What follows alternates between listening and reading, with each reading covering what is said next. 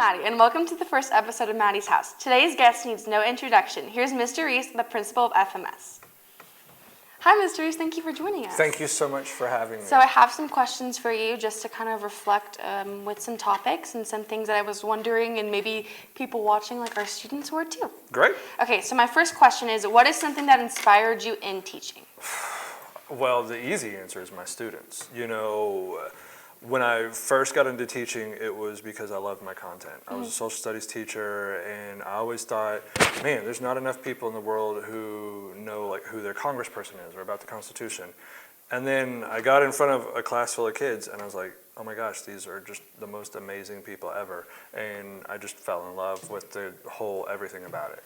Do you think that kind of helped you become a principal, and it kind of set the base? Yes, I do. I think there's a lot of things that led to that, but I think understanding that it wasn't just about what I was teaching. When people ask me, what do I teach? I said I taught kids. Yeah. You know, it wasn't the content that I taught. And so my whole idea was just making those connections with the students and getting to know them. Okay, well, that kind of ties into our second question. It's what is something that drives you to do what you do and come to work every morning with a smile on your face? I mean, it's you guys, 100%, absolutely. You know, that's head and shoulders above everything else. That's the best part of this job, is just the amazing kids that we have here at FMS. Like, we really, really do have great kids. We have an amazing staff, amazing parents, great kids. You guys make me feel old and young at the same time, if it's worth anything, you know. So because when you say these things that you guys say, I'm like, I have no clue what you're talking about. At the end of this segment, we should do like trivia about like if you know any of the slang. Absolutely. If we have time, our director Fulbright. I'm down for that. So. Okay. Done talking. You're good. I'm sorry. No, you're good. Tying into our third question, if you could give advice to people who, you know, are high school students who are coming and teaching kids, and just people who want to work in that field, what would you say is something that you really like resonates with you, I guess? I think you have to have a heart for kids. That has to be number one. You have to have patience. You have to have a lot of patience and a lot of understanding. And you have to understand that every single day, a lot of different kids bring a lot of different things to school with them. And so your class might not be the most important thing going on in their world.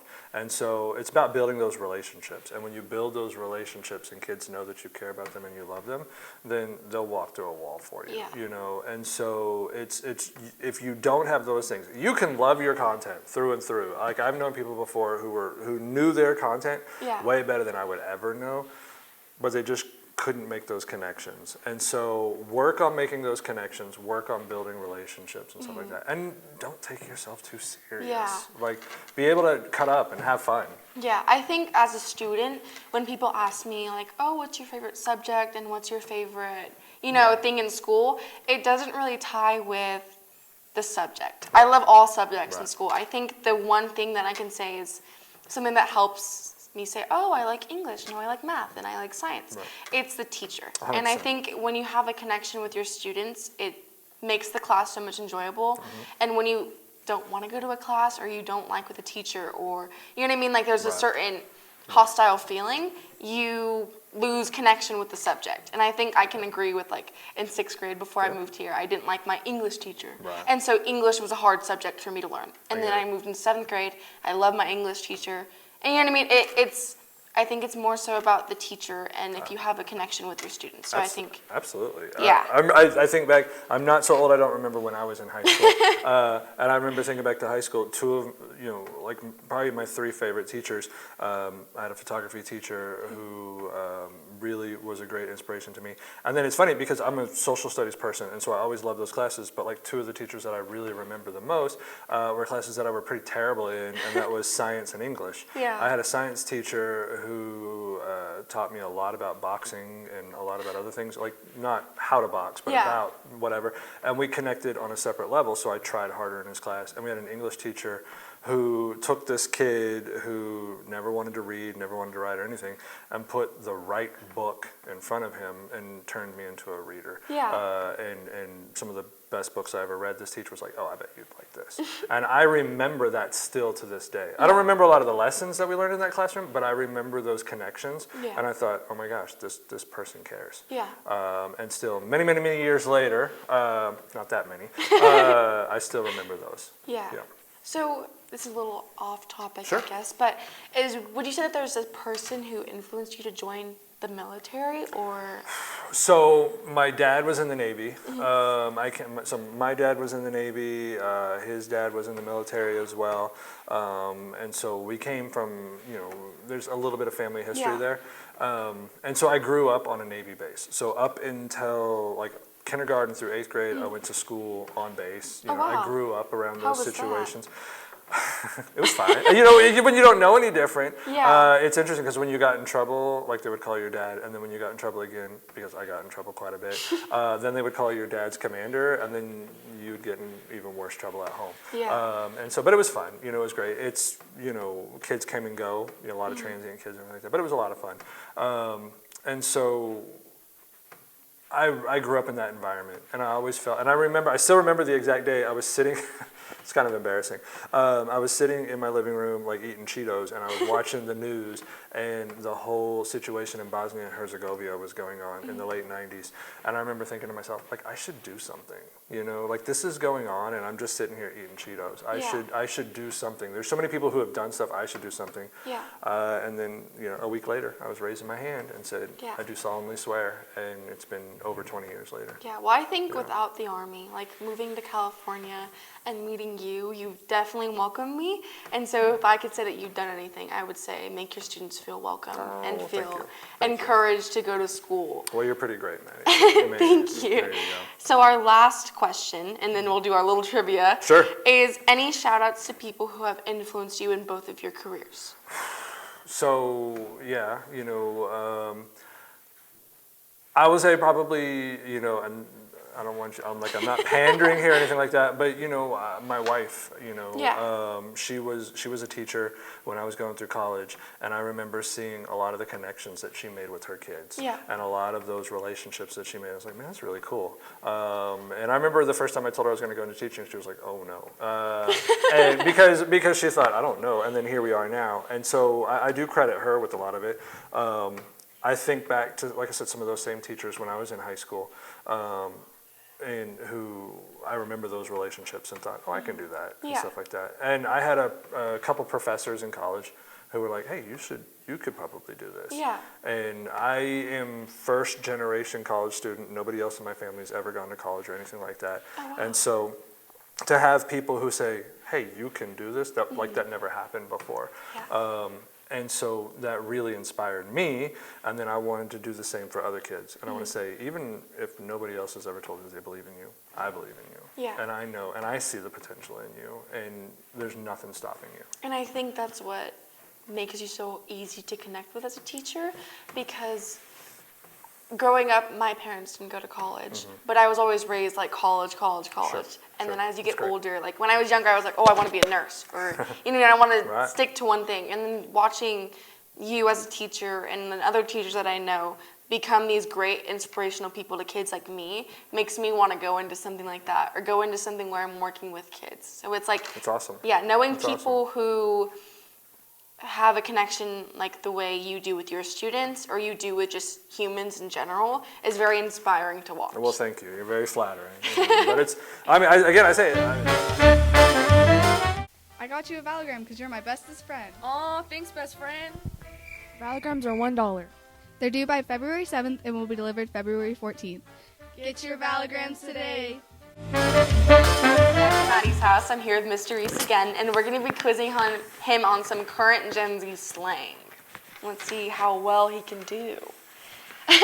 Okay, so do you think you're confident that you're going to pass some of these? Relatively confident, but not super confident. Okay, so I have some pulled up on Instagram. I looked up a random post. Sure. Okay, what do you think bougie means? Bougie, that's like fancy. Like bougie's like fancier, I think I'm all that. Okay, are you bougie, Mr. Reese? Oh Lord, no, absolutely Okay, not. what about no cap? You have to know this one. No cap. Oh, that's not a lie. Like it's true. Okay, no cap is true. That was right. Yeah. Okay, if you say like, oh, something is Ohio, what is Ohio? Well, so Ohio is a state, a swing Okay. state, by the way. But when people use it in the term, it's like a negative thing. Like, so Ohio is a bad thing. Okay. So like, you don't want to be Ohio. Yeah, you don't want to be Ohio. No, you don't want to be Ohio. Okay, Even what though I do about- think Ohio State will win the national championship. I want Notre Dame, but I think Ohio State will win. Okay, what about Riz?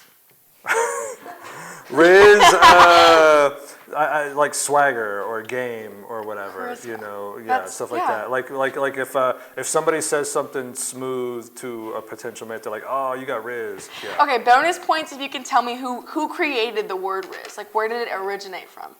Oh, I have no clue. No, sorry, I can't get that bonus It was point. Kai Cenat. Do you know who that is? No, The streamer? I have no clue who that is. Yeah. no. Okay, what is Skibbity?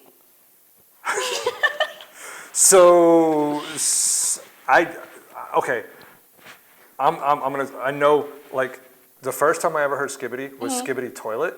Okay. Okay. And so I saw Skibbity Toilet, which like this toilet with like a head in it, and it was a video, Skibbity Toilet versus Cameraman, and it was a video that somebody showed me one time. I think it was my son showed it to me. Okay. And it was probably single-handedly one of the greatest cinematic experiences of my life. Well, there we go. And Mr. so now what Skibbity actually means is still lost to me. I don't even think you guys know Okay, what so Skibbity means. Skibbity is like bad. So if you're like, oh, that's Skibbity, like that's bad. That's not good. Okay. Because the toilet wasn't Yes. a good toilet. He So, was an evil but it's like Skibbity Toilet, Skibbity Ohio, you got Skibbity Yes, Riz, you you have you just bad throw Riz. Skibbity in front of stuff, and I'm just like, I don't know, whatever. Yeah. Okay.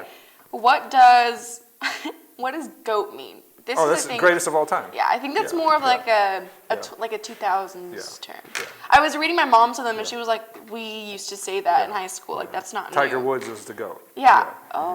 Okay. What does mewing mean? When you mew? What are you doing? Mewing? Yeah, you've never heard that. Like cats? No, that's a meow.